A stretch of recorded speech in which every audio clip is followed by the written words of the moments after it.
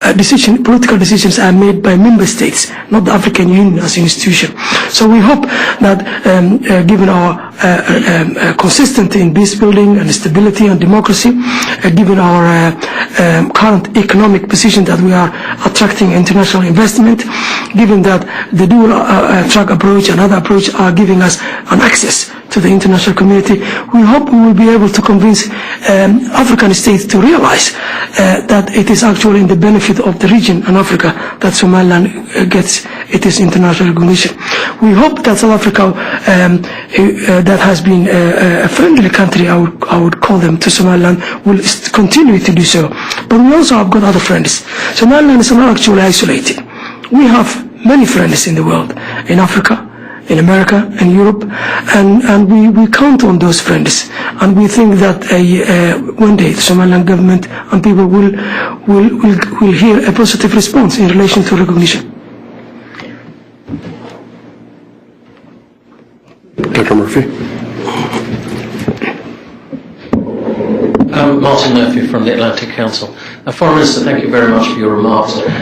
Could you brief us on what the position is now in the border dispute with Puntland? What is going on, and how you envisage that dispute being resolved? And also, what are your fears about that area as a haven for disruptive actors?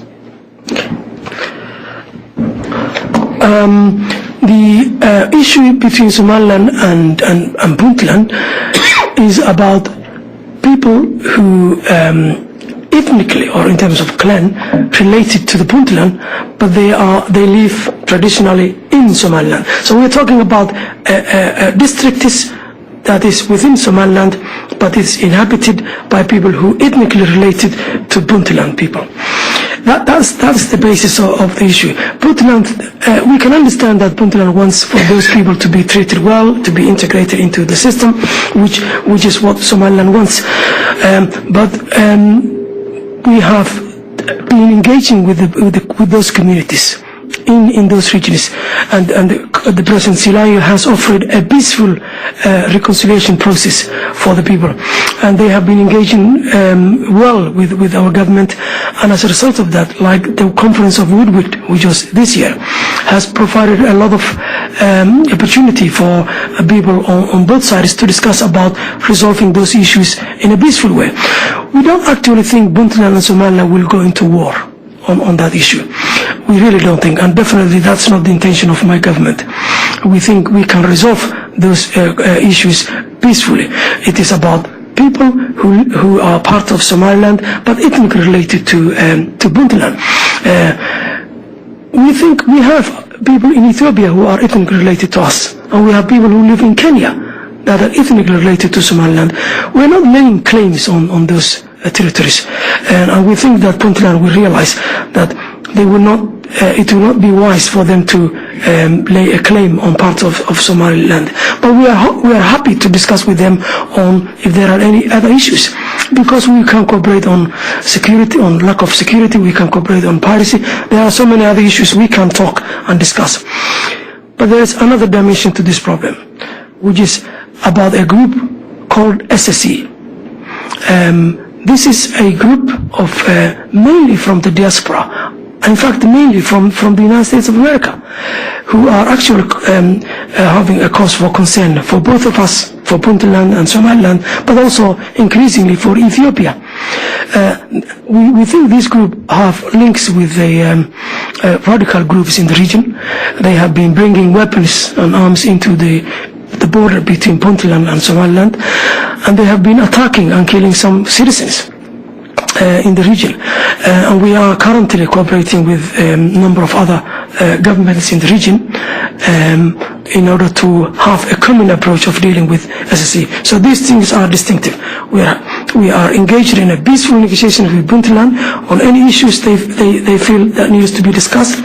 We are talking with our people in our country that feel that ethnically related to the Puntland, but we don't want to talk to the SSE.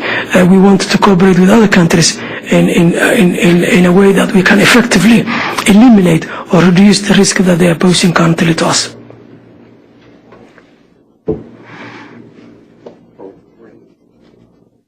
Mr. Minister, thanks for being here. My name is Maureen Farrell. I'm with Booz Allen Hamilton, but I'm doing research on behalf of U.S. Africa Command. My question to you is regarding your comment about Somaliland's many international partners. I'm wondering if you could speak a little bit about some of the international cooperation in the security sector. If your friends in the Arab League, perhaps in Europe and the UK, are possibly providing military assistance. Thank you. I think you would know that there is an arms embargo on the region, which involves also Somaliland.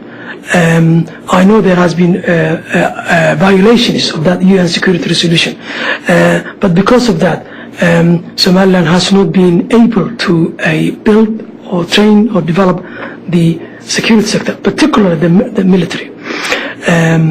So that's a problem for us, because we want to be better prepared to defend ourselves against piracy, better prepare ourselves against, or defend, I would say, against international terrorists that are actively trying to attack us. But because of the UN security resolution, which bans arms embargo in the region, we are not able to become an active partner in the fight against terrorism, in the fight against piracy. But for police training, we have been increasingly being supported by a number of countries, which we consider as friendly countries, including Britain. We have been able to train our police and our coastal guards that have been very effective in defending ourselves from pirates. So we have America and Britain and other countries are our useful partners in the security sector. We share intelligence information about terrorism. We jointly undertake operations against terrorism in the region. So we have partners, but unfortunately we are not able to develop our security service as well as we wanted because of that UN Security Council resolution. But we are working on getting some relief of that with the help of some friendly countries.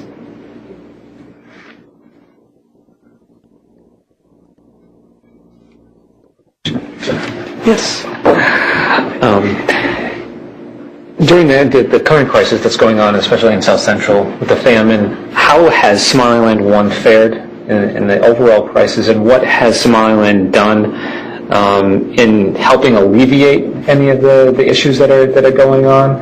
Is it possible? Is there any cooperation with the TFG or other aid agencies, or is there a massive influx of refugees into Somaliland? I'm just wondering what, from your perspective, how Somaliland is being impacted by this and what you're doing about it. Somaliland has been affected by the drought, because this was a regional famine. It is not only limited to Somalia, and as a result of that, a lot of people are suffering. In fact, this week we produced a report which clearly states that around 1 million people in Somaliland, and mainly nomadic people and farmers, have lost their livestock, and as a result of that, they are at risk of becoming victims of drought and famine. But what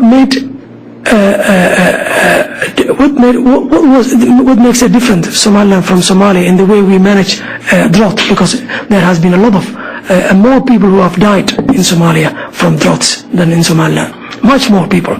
I think what made is the governance. We have been able to, and we are still able to work with the aid agencies to reach out those people that have been affected by the drought, even though we still have to get more assistance. But the assistance that my government has been able to deliver have actually reached the places where we need to reach.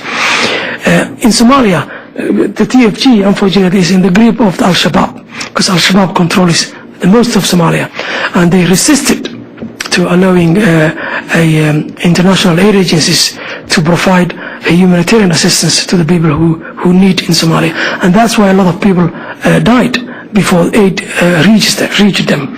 So that's the difference. But we have been affected, and we are actually sending appeals to the international community for assistance, for humanitarian assistance to Somaliland, because we think there has been too much focus, and rightly so, on Somalia, even in relation to the famine.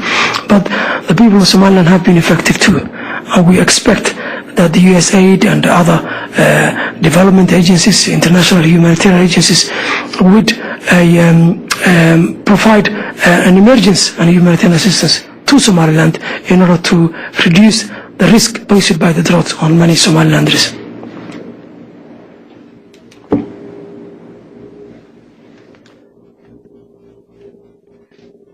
Hi, and thank you for being here today. My name is Julie Mancuso. I work for the Center for International Private Enterprise. You've mentioned a little bit about your kind of growth strategy for seeking foreign investment. I was wondering if you could share with us a little bit more about internally what's happening on the ground with the local private sector and opportunities there, whether it be with the Chamber of Commerce's or SMEs. What sort of the growth strategy is internally. Thank you. Thanks. The FDI, the foreign direct investment, is what we are looking for. But we're also interested to have international companies and governments that are willing to invest basically in our natural resources. So we will have add into added value to those resources, and then provide jobs and wealth for our government and for our people. So we are constantly welcoming anyone who is interested in investing Somaliland. I understand in the current climate of lack of recognition, a lot of people do not feel comfortable in investing. But what we are telling those investors is that Somaliland's stability and security over the last 20 years should be taken into consideration for a future investment. And we have an investment policy and investment laws which would provide a lucrative opportunities for investors, including tax reliefs, but also encouraging investors to invest in natural resources, which will provide a win-win situation over the long term for all partners involved. In relation to the private sector, that's what's working for Somaliland most. The government is small. We have opted for a small government and a big private sector and civil society. One of the main employers in my country are the public sector, the private sector, particularly the business. The telecommunication sector employs a lot of people in Somaliland, and we have one of the most cheapest telecommunication services in the region. Another area is the financial sector, which is mainly privatized, except the central bank, which has a supervisory responsibility. So yes, the private sector is booming in Somaliland.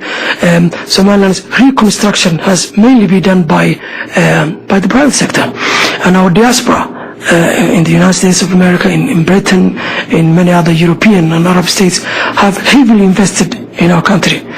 So yes, the private sector is working for us, and that provides an opportunity to link up with international investors.